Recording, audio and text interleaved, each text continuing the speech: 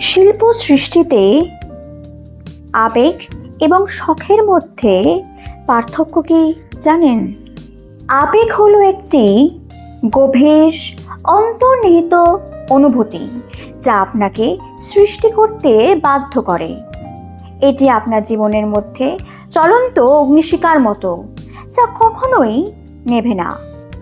আবেগের সঙ্গে সৃষ্টি করা মানে আপনার সমস্ত প্রাণশক্তি, আপনার সত্তার মূল, আপনার সব কিছু এতে ঢেলে দেওয়া।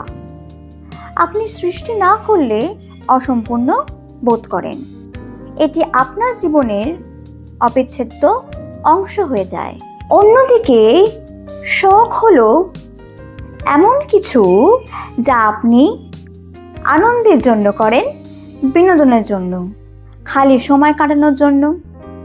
শখের সঙ্গে সৃষ্টি করা সুখকর এবং সন্তোষজনক, কিন্তু এটি আপনার জীবনের জন্য অপরিহার্য নয়। আপনি করতেও পারেন বা নাও পারেন, আপনার জীবন তাতে বদলাবে না।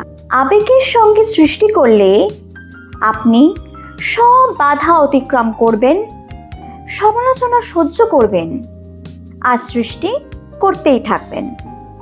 আর শখের সাথে সৃষ্টি করলে আপনি চ্যালেঞ্জ এবং বাধার মুখে সহজেই হাল ছেড়ে দিতে পারেন।